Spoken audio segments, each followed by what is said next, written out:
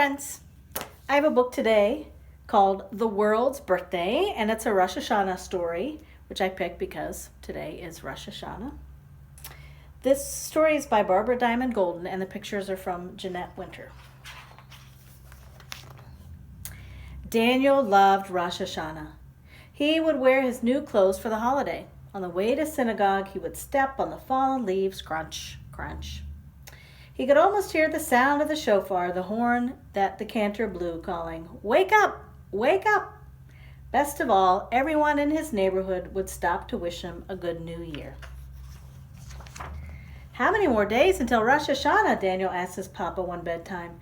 He knew it was soon. Mama was already mixing the dough for the round braided egg breads, the challahs. "2 more days," his papa answered. "Now come to bed." "You too," he called to Daniel's sisters, Leah and Naomi. "Why do I have to go to bed when they do?" complained Naomi. "I'm the oldest."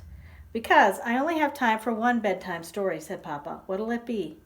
"Tell us one about Rosh Hashanah," said Daniel. "I know the Purim story and the Passover story and—" "I know that one," Naomi interrupted. "Rosh Hashanah is the world's birthday." "You're right," Papa said. "On Rosh Hashanah we celebrate the time when God created all things." "On my birthday I have a party," said Daniel. "Could we have a party for the world?" "But what would you do at a party like that?" asked Papa. "I would have a cake and burn candles and invite the whole world." "Please, me too," said little Leah. "Of course you too," said Daniel. He pulled affectionately on Leah's blankie. "Could we have such a party, Papa?" "A party for the world's birthday? What a stupid idea," said Naomi. "Talk to me tomorrow," said Papa. The next day, Daniel hadn't forgotten the birthday of the world. "Mama," he asked, "can we go to the bakery so I can buy the biggest cake Mr. Gutman has for Rosh Hashanah?" "Why do you want to buy a cake, Daniel?" Mama asked. "Naomi and I are making these nice honey cakes." "It's for the world's birthday," Daniel told her. "But you can't have a party for the world," said Naomi disgustedly. "It's much too big to fit into our house." Daniel looked all around the house, in the kitchen, in the living room, in the bedrooms, even in the bath. There was not enough room for the world. Maybe Naomi was right. "I know," Daniel said. "I'll ask Mr. Gutman. He knows all about parties and birthday cakes."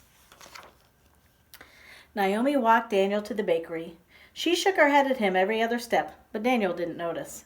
He bought the biggest cake in the bakery window with the money Mama had given him. Mr. Gutman gave him a few pennies change. "It's for a party for the world," he told Mr. Gutman. "Rosh Hashanah is the world's birthday." "In all the years I've been selling challahs and honey cakes for Rosh Hashanah, I never knew that," said the baker. "How do you make a party for the world?" "I was going to ask you that," said Daniel. "Maybe you should ask your grandfather instead," said Mr. Gutman. "He's a rabbi. He would know if anyone does." "I will," said Daniel. "But please, Mr. Gutman, will you come to my party?" "Don't worry, I'll come," said Mr. Gutman. "Maybe you'll want some candles before you go for the birthday cake?" "Oh, I forgot," said Daniel. He counted out his pennies. 1, 2, 3. "You don't even have enough for one box," said Naomi. "Here, take 4 boxes," said Mr. Gutman. "It's on me. After all, the world is no young chicken." "Thank you," said Daniel. Daniel and Naomi put the boxes of candles in their pockets and together carried the cake down the street to Grandpa's house. They knocked on his door. "Grandpa," said Daniel, "since it's Rosh Hashanah and Rosh Hashanah is the world's birthday, I want to make a birthday party for the world. Have you ever seen a party for the whole world?" "No," said Grandpa. "I've never heard of anyone making a birthday party for the world. Isn't the world too big to come to a party?" "See, I told you so," said Naomi. Grandpa looked thoughtful. "There is something you could do." "What, Grandpa?" "On Rosh Hashanah, people like to make cards for each other and wish each other a good new year. Maybe you could make a card for the world and wish for a good new year for everyone and everything." "But the party tonight—" "Don't worry," said Grandpa. Gently he touched Daniel's shoulder. "I'll come tonight. You can show me the card then." "I will, Grandpa," said Daniel. He and Naomi walked back to their house, Daniel carefully carrying the cake. "Now what are we going to do with it?" asked Naomi. "We'll still have the party," said Daniel. Naomi put her hand on her hip. "You can't do that. You can't have a party without the guest of honor." "Don't worry," answered Daniel. After supper, Daniel began to work on the card. As he drew, he remembered the story Papa had told him of how God created the world, of how God made darkness and light first, then the sky and the land and all the other things. Daniel drew the stars, the sun, and the moon in his pictures. He made fish, birds, animals, and people. When he finished his drawing, he thought about his mother giving him the money for the cake. He thought about the baker and the boxes of candles. He thought about his grandfather and the card with all the things that God had created. Suddenly, he knew how he could have a party for the whole world. That night, Mr. Gutman and Grandpa came over to Daniel's house. Daniel led them all outside. Mama, Papa, Leah, Naomi, Mr. Gutman, and Grandpa. "Why are we going outside?" Naomi asked. "You'll see," Daniel answered.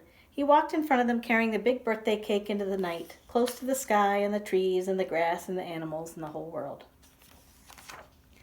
He put the cake down on the grass and reached into his pocket for the candles. He began to place them on the cake. Naomi was the first to understand. "I guess you can have a birthday party for the world," she said. "Let me help you." "Thanks," said Daniel. When they finished, Mama lit the candles. "So many," Leah said. "That's because the world is so old," answered Daniel. The candles blazed against the darkness.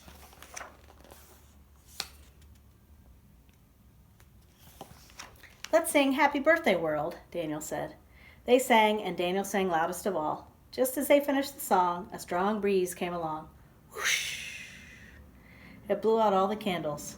Daniel looked up at the sky and smiled. "I hope you remembered to make a wish first," he said. The end.